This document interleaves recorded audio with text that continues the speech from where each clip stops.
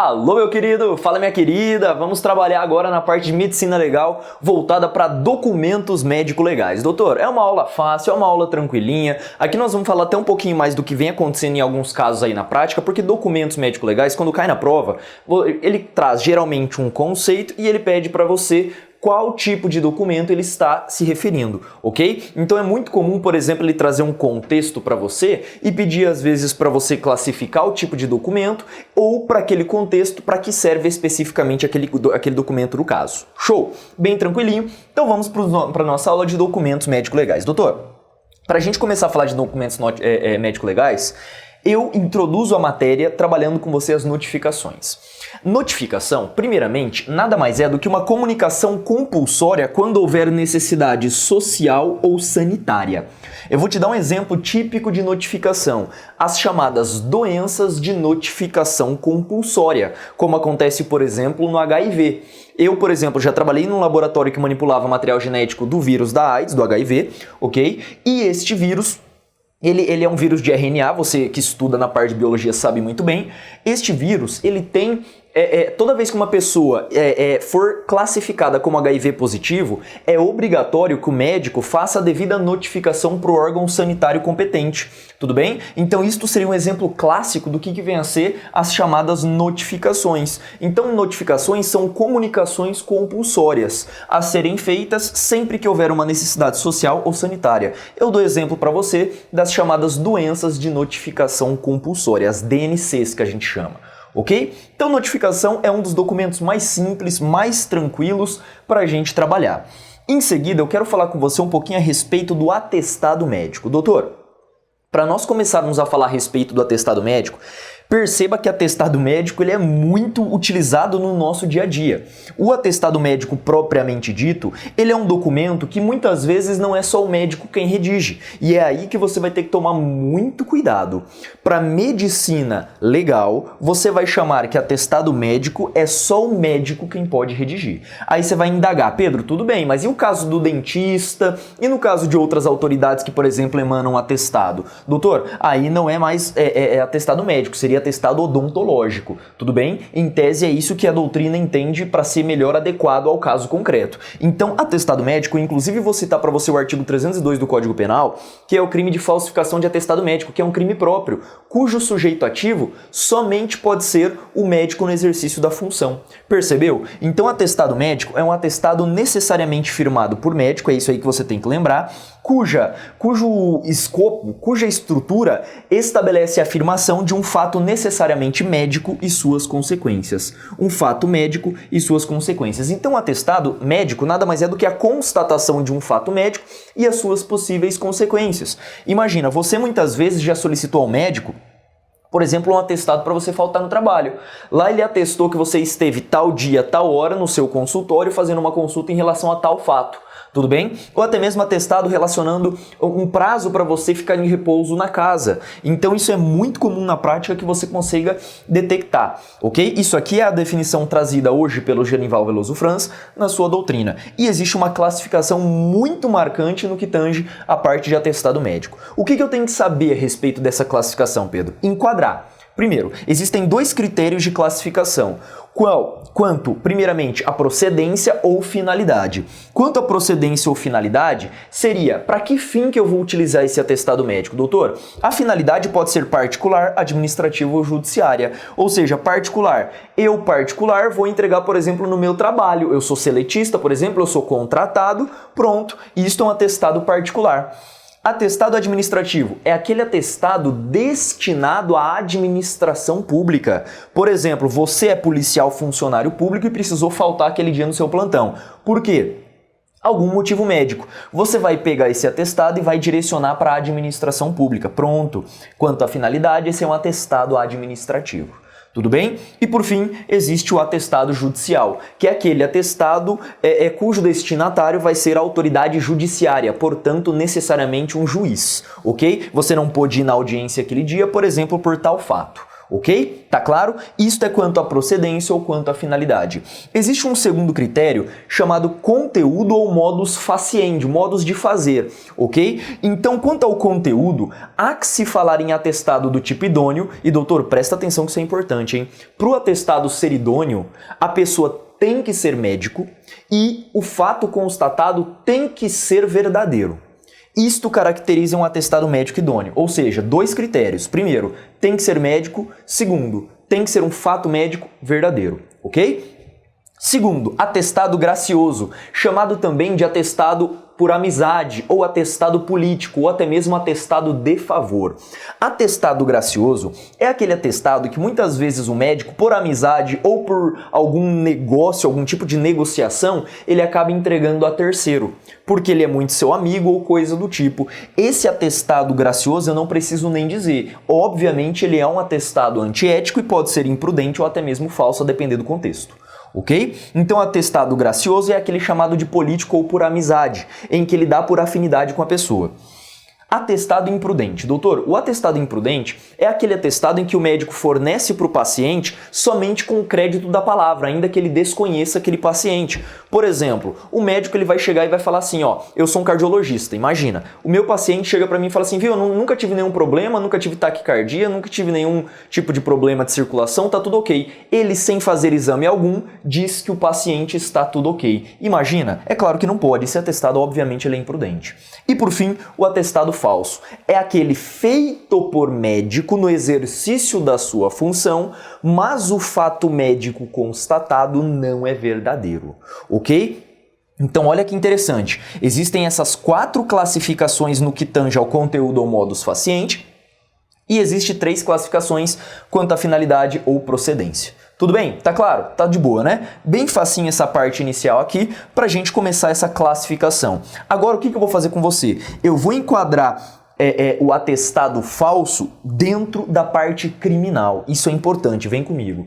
Doutor, note essa observação que eu fiz para você no quadro. O artigo 302 do Código Penal, ele estabelece o crime de falsificação de atestado médico, cujo sujeito ativo somente é o médico no exercício da sua profissão. Ou seja, não há que se falar em particulares praticando o crime de falsidade de atestado médico. Pedro, por que não? Os particulares, eles praticam o crime de falsificação de atestado ou certidão, que é o artigo 301, parágrafo 1º do Código Penal. Depois você dá uma lidinha que eu deixei o texto de lei para você ver aí no seu material como é que ele funciona. Então, saiba que a banca ela pode usar isso aqui para você. O artigo 302 é um crime próprio, somente podendo ser praticado por médico, falsificação de atestado médico, e o 301, parágrafo 1º, é falsificação de atestado ou certidão, chamada de falsificação material. É quando você, particular, monta um atestado você mesmo e entrega esse atestado falso. Tudo bem? Então, bastante tranquilo, 301 parágrafo 1º é diferente do 302 do Código Penal. Esses dois crimes, quando caem em prova, você tem que prestar muita atenção, porque ele pode cair tanto lá na esfera penal, vinculando a parte de medicina legal. E você sabe muito bem que seu concurso também tem a parte de direito penal. Tudo bem? Vamos falar agora um pouquinho a respeito de um outro tipo de documento importantíssimo para nós, principalmente você que almeja o cargo de perito criminal ou auxiliar da parte de polícia técnica. Isso aqui cai muito mais para esses cargos aqui. O relatório, doutor, nada mais é do que uma descrição minuciosa de um fato. Por exemplo, quando eu trabalho com você com inquérito policial, lá em processo penal, é comum eu citar a questão de término do inquérito sendo montado o quê? Um relatório. Olha só, ao longo do inquérito policial são montados uma série de autos diligenciais, auto de exame grafotécnico, auto de prisão em flagrante, auto de exumação, auto de busca e apreensão, uma série de autos. Todos esses autos são condensados em um relatório. Percebeu? Então, relatório, a descrição que eu dou aqui do relatório, você pode utilizar para outras áreas também. Portanto, relatório nada mais é, novamente, do que a descrição minuciosa de um fato, e essa descrição minuciosa tem que ser feita, presta atenção, por autoridade competente. Tudo bem? Então é muito importante que você saiba. É qualquer pessoa que faz um relatório, Pedro? Não, não é. Nós veremos isso a partir de agora e você pode inclusive entender isso quando você também estuda o tal do inquérito policial. Show de bola? Quem pode fazer o relatório do inquérito policial? O delegado de polícia. Tudo bem? Perceba que é uma autoridade competente específica para fazer isso. Pedro, mas na prática é diferente. Foda-se a prática. Aqui a gente vai estudar o que cai efetivamente em prova.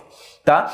E dentre as espécies, olha só, relatório é gênero, cujas espécies são 2. Vamos lá? Existe o auto e existe o laudo. Vamos primeiro falar do auto? Doutor, auto nada mais é do que uma descrição minuciosa de determinado procedimento sendo feito durante o procedimento ou logo após, imediatamente após, sendo geralmente ditada ao escrivão de polícia ou até mesmo um escrivão dentro da polícia técnica, quem está escrevendo, ok? Por exemplo, pode ser um auxiliar, pode ser um técnico, pode ser quem estiver ali, por exemplo, auxiliando o médico legista ou até mesmo o perito criminal. Então, auto nada mais é do que algo que é ditado e não feito pela autoridade competente diretamente, mas ditado para que terceiro note isso daí, ok? Enquanto o laudo nada mais é do que uma descrição minuciosa sendo feito necessariamente pela perícia, ok? Portanto, aqui, ó, perceba, é sempre posterior à perícia, necessariamente sendo feito por um perito. Quem lauda é perito. Lembra que eu falei para você quando a gente comparou o assistente técnico com o perito oficial e não oficial? O assistente técnico ele emana um parecer, enquanto o perito emana um laudo. São documentos diferentes. Tudo bem? Existem laudos, doutor. Por exemplo, eu já me deparei com laudos com mais de 100 páginas, para você ter ideia, justamente porque fotografias, esboços, desenhos da cena do crime e uma série de outras medidas sendo colocadas juntamente com esse laudo, entendeu? Então a estrutura desse laudo aqui é fundamental que você conheça e entenda do ponto de vista prático da prova. Vamos tentar dar uma analisada? Olha só quais são as partes de um laudo, para você entender. E detalhe, eu já errei uma questão dessa porra na prova, lá em São Paulo. A gente vai ver qual foi a questão. Primeira parte do laudo é o preâmbulo. Pedro, o que vai no preâmbulo? Primeiro, a questão relativa a Instituto de Criminalística, cidade de Maringá, estado tal, endereço tal, perito responsável, objeto de perícia, tudo isso está lá no preâmbulo. Tudo bem? Em seguida, o tal dos quesitos. Pedro, o que é um quesito? Quesito nada mais é do que uma pergunta. Existem os chamados quesitos oficiais, que são padronizados pelo Instituto de Criminalística, e existem os quesitos acessórios, que são aqueles submetidos pelas partes. Pedro, como assim? Vamos lá? Quesitos são perguntas. Existem as perguntas oficiais e aquelas que os sujeitos do processo podem perguntar. Primeiro, quando que podem ser feitos quesitos? Perguntas. Até o ato de diligência. Quem determina isso é o Código de Processo Penal. É em qualquer momento que eu posso sair perguntando coisa pro perito respondendo o laudo? Não, é até o momento da perícia. Perito começou a perícia, não se faz mais a questão da diligência. Ah, Pedro, mas eu tenho uma dúvida para ser sanada pelo perito. Pois é, isso pode ser feito posteriormente ao laudo, em que o perito, num prazo também de 10 dias, com antecedência de 10 dias deve ser avisado para que emane um laudo complementar.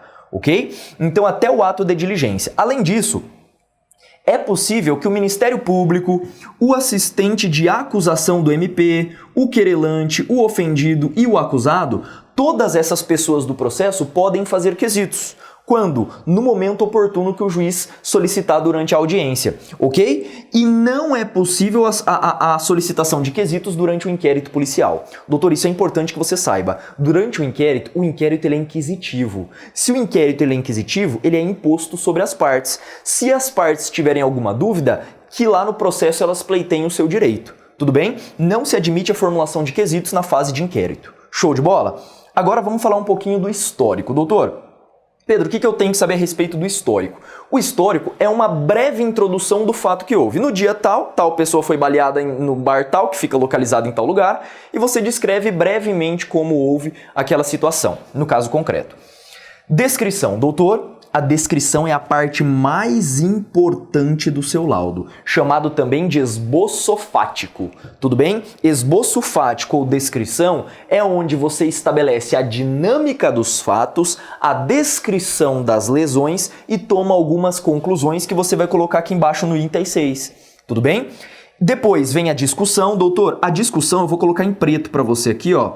Ela não é obrigatória no laudo, chamado de esboço crítico. O que vem a ser a discussão? A discussão É a parte do laudo que você vai arguir com artigos científicos, com notações de livros, com casos, ok? Muitas vezes, a gente sempre comenta nesse caso do laudo, se você tentar falar demais, você acaba se enrolando. Então o que você faz? Só coloca o que for estritamente necessário para o laudo. Por isso que a discussão ela nem sempre é obrigatória, ok? Conclusão. Tranquilo? Resposta aos quesitos. Olha só, eu quando estudei isso aqui pela primeira vez, eu esqueci, na verdade, o material que eu tinha pego para estudar, que era uma porcaria, ele só terminava aqui, ó, não tinha data e assinatura.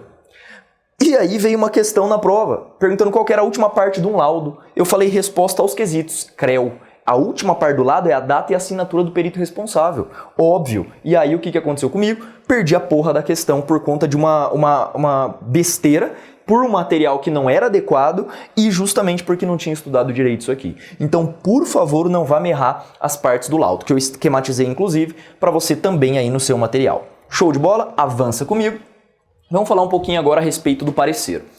Doutor, o parecer nós já conversamos alguma coisinha a respeito dele, mas só para a gente cravar o entendimento, eu falei para você que, por exemplo, o assistente técnico, ele faz parecer, não faz? Faz. O assistente técnico faz um parecer e um parecer nada mais é do que uma opinião técnica fundamentada por pessoa que tem fundado saber. Ou seja, por uma pessoa que tem conhecimento de causa. A pessoa tem que ter conhecimento técnico para fazer um parecer, como, por exemplo, faz o Tribunal de Contas da União em relação à Assembleia, na verdade, em relação ao Congresso Nacional, para a Câmara dos Deputados julgarem as contas do presidente. Então é possível essa questão de parecer. Lembrando que por se tratar de uma opinião técnica fundamentada, doutor, se alguém te dá uma opinião, você é obrigado a aderir a essa opinião? Claro que não. Então opinião não é vinculada. Opinião você aceita ou não. Percebeu? Então um parecer é a mesma coisa. Um parecer você pode aceitar, assim como não aceitar. Lembrando que o parecer, ele pode tanto reforçar, isso aqui já foi cobrado em prova, hein? Um parecer pode tanto reforçar quanto contradizer um laudo. Esta vem a ser a função do parecer hoje na prática. E para nós fecharmos, dois últimos documentos, que é a declaração de óbito e o prontuário. Doutor, o que vem a ser a declaração de óbito? Detalhe, declaração é diferente de atestado, tudo bem?